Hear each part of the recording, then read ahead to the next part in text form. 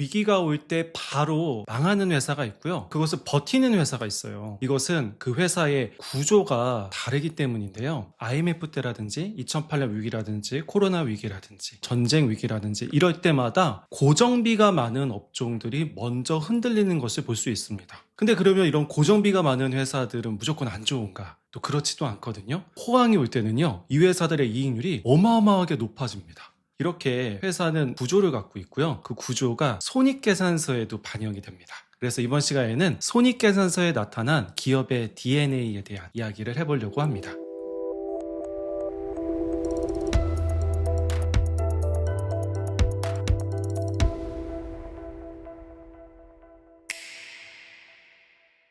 손익계산서는 아주 단순하게 보면 수익에서 비용을 빼면 이익이 나오는 구조로 되어 있죠. 근데 저는 손익계산서가 기업의 건강검진표다라고 말씀을 드려요. 왜냐하면 매출 측면에서는 어디서 돈을 버는지 원천을 볼 수가 있고요. 그리고 비용을 어떻게 쓰냐라는 것에 대해서는 비용의 배분 내역을 볼 수가 있어요. 수익에서 단계별 비용을 빼고 이익이 산출이 되는데 이익의 질을 또 따져야 되고 지속 가능성을 보면서 그 기업의 성격을 알 수 있기 때문입니다. 손익계산서는 기본적으로 이런 구조를 갖고 있어요. 매출액에서 매출 원가라는 매출을 올리기 위해 필요한 직접 원가를 뺍니다. 그리고 나서 매출 총이익, 생산성을 나타내는 지표를 산출을 하는데요. 업종에 따라서 이 매출 원가 비율이 달라져요. 제조업 같으면 매출 원가가 바로 제조 원가입니다.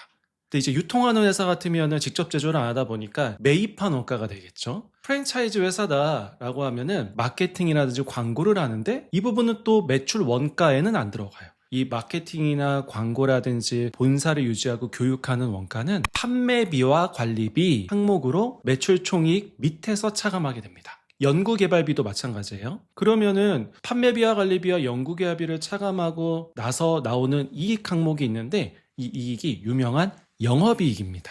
이 영업이익률도 업종마다 다르게 되겠죠. IT 회사나 소프트웨어 회사들 같은 경우에는 어느 정도 매출이 나오기 시작하면은 공장이 있는 것도 아니고요. 원재료를 매입하거나 상품을 매입하는 건 아니기 때문에 인건비라든지 R&D 비용은 높지만 그래도 기본적인 고정비가 없다라고 볼 수가 있는데 영업이익률이 상당히 높은 것을 볼 수 있어요. 근데 최근에 IT 회사들은 좀 다른 면모를 보이고 있습니다. 아마존 같은 경우는 유통회사라도 볼 수 있지만 데이터 센터를 가지고 AWS라는 클라우드 시스템을 쉐어해서 돈을 벌고 있죠. 이때 데이터 센터를 짓는 거는 상당히 많은 원가가 들어가서 매출 원가 비중도 높아진 그런 상황이고 또 유통을 하다 보니까 판관비 비중도 높아요. 그래서 아마존이라는 회사는 생각보다 마진이 낮습니다. 일반적인 유통회사랑 또 다른 구조를 또 보여주고 있어요. 그래서 복합적으로 최근에는 회사들이 섞여 있다 보니까 원가 구조도 조금 더 복잡해지고 있는 것을 확인해 볼 수 있습니다. 이때 손익계산서에 각 원가들이 배치가 돼서 비용으로 보여주고 있는데요. 고정비가 높은 기업이 있고 변동비가 높은 기업이 있습니다. 최근에 너무나 관심이 더더욱 많아진 삼성전자나 SK하이닉스 같은 경우에는 전형적인 고정비 중심의 기업입니다. 설비 투자가 들어가고요. 거기에서 발생하는 여러 가지 비용들은 매출이 있으나 없으나 가격이 높아지나 높아지지 않으나 이미 투자가 됐기 때문에 어떻게 보면 숨만 쉬어도 원가가 발생하는 고정비용 회사예요. 지금은 상상도 못하지만 불과 몇 년 전만 해도 SK하이닉스 영업 손실이었고요. 삼성전자 반도체 영업 손실이었습니다. 하지만은 엔비디아라든지 또 테슬라라든지 거래처에서 반도체 주문이 지금은 몰려들고 있는 시기이기 때문에 업황이 좋죠. 이럴 때는 이익이 급증합니다. 왜요? 고정비는 그대로 있는 상태에서 매출이 늘어나기 때문에 다 이익으로 들어갑니다. 매출은 늘었지만은 그동안 투자한 거를 활용해서 매출을 늘리는 거기 때문에 이익이 훨씬 더 많이 늘어난다고 보시면 돼요. 이렇게 고정비 중심의 회사들은요, 이익이 늘어날 때도 있고 줄어들 때도 있는데 레버리지 효과가 있다라고 표현을 합니다. 이때 말하는 레버리지는 영업 레버리지 효과예요. 지렛대가 힘을 받고 왔다 갔다 하죠. 자칫 잘못하면은 이 지렛대가 부러질 수도 있습니다. 왜냐하면 업황이 안 좋으면 이 고정비를 감당하기 어렵다는 거죠. 양날의 검 같은 모습을 보여주고 있네요. 그리고 변동비 중심의 기업이 있는데요. 대표적으로 식품회사들이에요. 롯데칠성이라든지 이런 회사 보면은 원재료 비중이 상당히 높습니다. 코카콜라도 마찬가지인데요. 코카콜라는 원액을 병입하는 회사들한테 공급하면서 가기 때문에 실제 원가 비중은 재료 원가가 대부분이고요. 고정 투자보다는 원재료 비중이 훨씬 더 많고 마케팅으로 또 승부를 보는 회사가 되겠네요. 한마디로 변동비용 회사입니다. 이런 경우에는요, 매출이 늘 때는 원재료 비중이 높아지니까 마진이 크게 늘진 않지만 매출이 줄 때 손해로 바로 가지 않습니다. 왜? 원재료 매입을 적게 하거든요. 고정비가 적기 때문에 변동성이 훨씬 더 적습니다. 이 변동성이라는 게 곧 리스크거든요. 그래서 우리가 설비 투자가 된 회사들이 리스크가 더 높은 거죠. 레버리지 효과도 크지만 리스크도 크다. 제가 컨텐츠 시작할 때 말씀드린 경제 위기가 올 때마다 무너지는 회사들 잘 생각해 보면은 고정비가 높은 회사, 철광회사라든지 항공업이라든지 역시 고정비가 높죠. 이런 회사들이 위험도에 노출돼 있다라고 보시고 투자를 하실 때나 분석을 하실 때 이 부분을 확인하셔야 됩니다.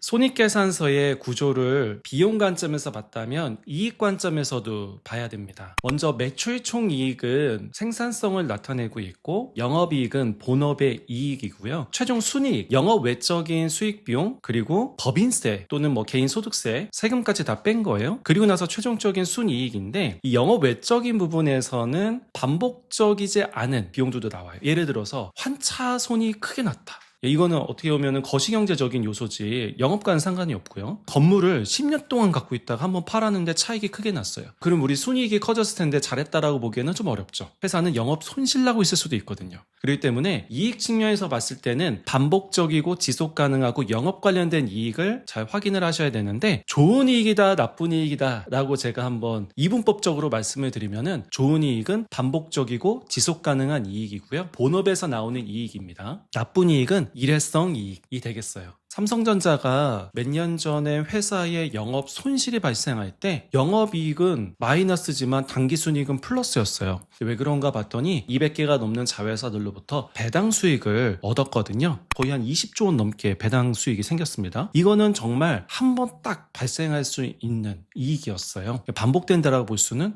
없죠. 자, 이렇게 이익도 단계별로 질도 따지면서 여러분들이 확인을 하셔야 되는데요. 이 손익계산서는 가만 보면은 이제 기간 개념이에요. 언제부터 언제까지. 근데 손익계산서를 저는 항상 몇 년치를 보거든요. 단지 전년도와 올해만 보는 게 아니라 몇 년치 또는 분기별로 트렌드를 좀 보셔야 되는데 이런 경우를 확인해 볼 수가 있어요. 매출이 늘어나는데 비용이 더 빠르게 늘어나는 경우가 있습니다. 이럴 때는 경고 신호예요. 왜냐하면 매출은 늘어나서 회사는 좋아 보이고 하지만 인력이 확대될 수도 있고 설비 투자가 더 많이 돼서 매출은 못 따라가고 있는 상황이거든요. 그러면은 규모의 경제 효과가 아니라 규모의 비경제가 발생할 수 있기 때문에 주의하셔야 되고요. 또 마케팅 비용이 계속 증가되는데 이거에 항상 마케팅 비용이 증가되는 게 좋은 건 아니에요. 초기에는 마케팅을 통해서 고객을 획득하는 거는 맞는데 브랜드가 알려지고 제품이 잘 알려졌으면은 마케팅비는 어느 정도에서는 고정이 되고 그 다음에 이익으로 전환돼야 되는데요. 그게 아니라 고객을 획득하고 유지하는 비용이 계속적으로 상승하는 것도 좋은 신호는 아닙니다. 또 R&D 비용 같은 경우에도 특히 제약회사나 바이오 회사들이 R&D 중심으로 많이 되어 있는데요. 매출로 연결이 안 된다. 최종적인 수익은 발생을 해야지 이 R&D 한 연구개발 결과가 의미가 있는데 그렇지 않으면 문제가 되겠죠. 특히 주의하셔야 되는 거는 제약회사들이 드디어 이제 R&D 연구개발을 많이 해서 특허도 발생했고 그것을 다른 제약회사에 라이선스를 매각했다. 또는 라이선스에 대한 계약을 체결했다 할 때 주의하셔야 되는 게 계약 총액을 갖고 얘기하는 경우가 되게 많아요. 근데 계약 총액이 아니라 그 중에 일부가 어떤 미션을 달성했을 때 얻는데도 불구하고 실제 계약금은 조금 받고요. 이걸 총액으로 의미하면서 사람들을 좀 헷갈리게 하는 경우가 많기 때문에 주의하셔야 됩니다. 영업이익률이 가장 관건이죠. 본업의 이익이기 때문에. 그러면 이 영업이익률이 지속적으로 탄탄하게 가는 상승하는 것을 보여주는 게 중요합니다. 제가 오랫동안 투자한 회사가 있는데요. 반도체가 제대로 작동하는지 테스트하는 핀을 만드는 회사가 있어요. 계속 갖고 있으면 좋겠지만 투자했다가 팔고 하면서 계속적으로 그래도 관심 갖고 있는 회사인데 회사의 영업이익률이 43%일 때부터 봤어요. 매출액이 한 2천억대, 3천억대 왔다 갔다 했는데요. 한 해만 반짝했냐? 그게 아니라 그 다음 연도에도 43.5%, 그 다음에 44%, 계속 한 5년을 봐도 꾸준하게 상승하는 것을 볼 수 있었습니다. 그래서 이 회사가요, 매출액은 1조 원이 되지 않는 회사지만은 최근의 기준으로 봤을 때는 기업 가치가 10조 원에 달하는 이런 회사가 됐습니다. 이렇게 지속적으로 상승하는 영업이익이 중요하게 기업의 가치에 연결이 되는구나 라는 것을 볼 수 있습니다. 이번 시간에는 손익계산서 숫자보다 구조를 읽어라 라는 의미에서 말씀을 드렸는데요. 원가율, 업종에 따라 다를 수 있다는 거 잘 확인을 해보시고 이익률도 업종에 따라 달라질 수 있습니다. 구조를 잘 보셔야 되고요. 고정비와 변동비 비율은 어떤지, 고정비용 회사인지 변동비용 회사인지에 따라서 위험에 대해서 그 변동성이 달라진다. 고정비용 회사들이 더 리스크가 크죠. 반면에 좋을 땐 더 좋을 수 있다는 거 확인해 볼 수 있고요. 판매비와 관리비의 구성, 인건비 비중이 높은지, 마케팅 비중이 높은지, 연구개발비 비중이 높은지 그 배분은 잘 되고 있는지까지 여러분이 보셨으면 좋겠습니다. 이렇게 놓고 보니까 단순하게 쓱 보고 지나갈 게 아니라 이 구조가 바로 기업의 체질, DNA를 보여준다라고 보시면 좋겠고요. 다시 한번 강조드리면은 매출, 탑라인보다 비용 구조가 더 중요합니다. 이익의 크기보다 이익의 구조를 여러분들이 꼭 보셨으면 좋겠습니다.